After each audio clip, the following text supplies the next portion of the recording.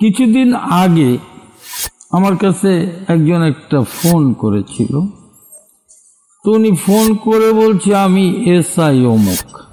কেন ওই আপনি কি জানেন? বললাম বাবা আমি কি জানি এটা আমিও জানি না। তুমি কি জানো এটা যদি একটু কইতা। কয় না আমি কোনো মৌলানা না, আমি কোনো মুফতি না, আমি হাদিস কোরআন জানি না। কিন্তু তা আমার মনে হলো যে পাশের থেকে কেউ একজন তাকে খোঁচাচ্ছে। আমার কথা হচ্ছে যদি একজন এসপি পুলিশ ডিপার্টমেন্ট, এসআই তো পুলিশ ডিপার্টমেন্টের না, তা যদি একজন এসপি আমাকে বলে যে সাইজি কেমন আছেন, তো ভালো আছি, সে আমাকে ধমক দিল না। এখন যদি একজন ওসি আমাকে ধমক দিল না, যদি তারই একজন এসআই বা কনস্টেবল আমাকে ধমক দেয়, তখন তো জিনিসটা কেমন হয়ে যায়। তা আমার কথা হচ্ছে যে আগে বোঝো পরে মজো। আগে তুমি জানো, তারপরে মানুষকে প্রশ্ন করো, এবং আগে নিজেকে নিজে সঠিক করতে পারলেই মানুষের সামনে দাঁড়ায় সত্য কথা বলা সম্ভব। এবং আমি সেই সত্য কথাগুলোই প্রকাশ করছি। এখন যদি কারোর মনে হয় যে না উনি সঠিক বলে নাই, তাহলে বাবা বা মা বা ভাই বোন যারাই হও না কেন, তোমরা ওইভাবে কথা না বলে আমার কাছে চলে এসো, এবং আমি চেষ্টা করব তোমাদেরকে সঠিক সত্য কথাগুলো প্রমাণ করে দেওয়ার জন্য। তারপরে আবার একটা প্রশ্ন এলো যে সকল সৃষ্টি করলো যেজন, তাকে সৃষ্টি করেছে। এই প্রশ্নটা অনেকবার অনেক জায়গায় আমি গেছি বা আমাকে করেছে, আমি শুনেছি। এখন বলছে কি যে আমি যদি আল্লাহকে না ডাকি তাইলে আল্লাহ কোথায়, তাই না? এখন যখনই আমাকে সৃষ্টি করলো আমি আল্লাহ বলে ডাকলাম, তাহলে কি হলো? ওখানে আল্লাহর সৃষ্টিটা হলো আল্লাহ নামে। আর আমাকে যদি সৃষ্টি না করতো তাহলে আল্লাহর তো সৃষ্টির জায়গা ছিল না, তাই না? তাহলে এখানে যদি এইভাবে বলা যায় যে আমাকে যে সৃষ্টি করেছে তাকে সে নিজেই সৃষ্টি হয়ে গেছে, কারণ আমাকে একজন সৃষ্টির মাধ্যমেই স্রষ্টার প্রকাশ। তো যাকে সৃষ্টি করলো তার প্রকাশ করার জন্যে, তাহলে ধরে নিতে হবে যে এই সৃষ্টির মাধ্যম দিয়েই স্রষ্টা প্রকাশ হয়েছে। তা আসলে আল্লাহকে কে সৃষ্টি করেছে এই কথা বলা সম্ভব নয়। তারপরে আমি যেভাবে বলবো যে সকল সৃষ্টির মধ্যে দিয়েই আল্লাহ নিজে নিজেকে সৃষ্টি করেছে। এখন এখানে এই প্রশ্নটা যখন আমি উত্তর দিতে যাব, সৃষ্টি রহস্যটাকে আমি ভেদ করতে হবে।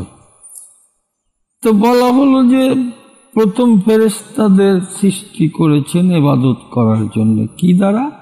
নূর দ্বারা, আলো। নূর শব্দটা হচ্ছে আলো। কিন্তু সেই ইবাদতে আল্লাহ নিজে নিজেকে প্রকাশ করতে পারল না। তখন কি হলো? তখন জিন জাতিকে তৈরি করলো, জিন সৃষ্টি করলো। কি দিয়ে? আগুনের মাধ্যম দিয়ে। তো জিন যখন সৃষ্টি করলো, জিনেও কিন্তু ইবাদত করতেন আল্লাহ পাকের। তো ইবাদতের জন্য জিন সৃষ্টি করা হলো। কিন্তু দেখা গেল যে একটা সময় তারাও বিভ্রান্ত হয়ে যাচ্ছে এই সৃষ্টির মোহে পড়ে তারা বিভ্রান্ত হয়ে যাচ্ছে। তো তখন কি হলো যে এমন ভাবে একটা সৃষ্টি করব যে কোমল প্রাণের হবে। আগুন তো উত্তপ্ত, সে নিজেকে অনেক কিছু ভেবে বসলো, তাহলে আল্লাহর ইবাদত সঠিক হলো না, আর আল্লাহকে প্রকাশও করা গেল না। তখন কি হলো যে আমি ইনসান সৃষ্টি করব। আসলে এই যে ফকিরি কি, এখানে অনেকেই আমাকে অনেক কিসের মাধ্যম দিয়ে প্রশ্ন করেছে যে যদি ফকির হয় তাহলে আবার তার নারীর দরকার কি? আসলে কথাটা তো সত্য, কারণ ষড়রিপু যে কন্ট্রোল করতে না পারবে তার সাধন করা সম্ভব নয়। এখন যখন একটা নারী মনে করবে সাধক, তখন সে পুরুষ হয়ে গেল। তাই আমার সাইজি বলছে যে পরের দ্রব্য পর নারী হরণ করো না, পারে যেতে পারবে না। আমরা পারের আশায় দৌড়াচ্ছি, আমরা স্রষ্টার সান্নিধ্য পাবার আশায় দৌড়াচ্ছি, আমরা আল্লাহ প্রাপ্তির জন্য দৌড়াচ্ছি। কিন্তু আমরা যদি সেই পর নারী, নারী শব্দটা যদি ব্যবহার করি তাহলে পর নারী, পরদ্রব্য। এখন এই পরদ্রব্য পর সাইজি লালন যেভাবে বলেছেন সেই ক্ষেত্রে আমার দেহের ভিতরের কথাটা বলেছি, কিন্তু এই কথাটা না বুঝে সাধু সেজো না সাধু হও, ফকির সাইজো না বাবারা, ফকির হও। তো এখন ওই ফকির সাইজা আমরা যদি সেই নারী নিয়ে দৌড়াই, তবে হ্যাঁ বাহ্যিক দৃষ্টিতে দেখা যায় যে ইহা নারী। আসলে যদি কেউ সাধক হয়, সত্য মানুষ হয়, সে কখনো ওই নারী শব্দটাকে ব্যবহার করবে না, আর ওই দেহটাকে নারী মনে করবে না, তারা মা রূপে ভজবে। তো এখানে বলছে একজন মায়ের সাধন করো। তা একজন মা ছাড়া তুমি কিভাবে সৃষ্টি হবে? তোমাকে যে সঠিক পথে নিতে হলে একজন মা লাগবে।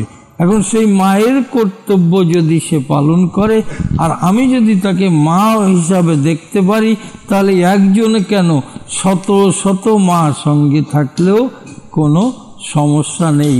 আর যদি সেই একটা মাকে আমরা নারী রূপে দেখি এবং আমার রিপুর তাড়নায় আমি পুরো এতটুক ফকির, সেটা তো আমি জানি।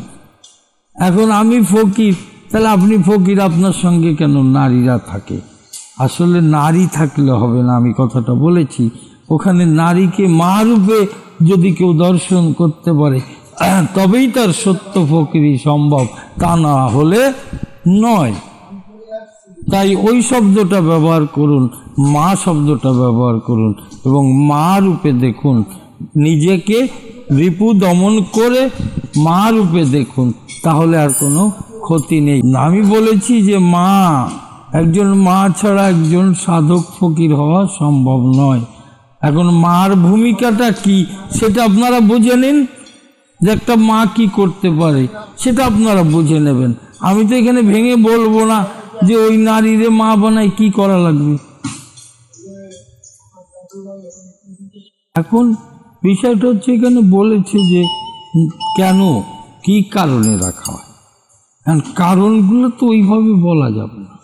আমি বলেছি কারণ একটু বললাম যে নারী রূপ দেখলে হবে না, নিজের রিপুকে কন্ট্রোল না করতে পারলে হবে না, এবং সেই নারীটাকে মা রূপে দেখো, মায়ের যে দায়িত্ব কর্তব্য সেটা তাকে দিয়ে পালন করাও, নিজে সেখানে শিশু হয়ে যাও। একজন সাধু মানে হচ্ছে শুদ্ধ, তার মধ্যে কোনো রকম কামের তাড়না থাকবে না। একজন সাধক মানে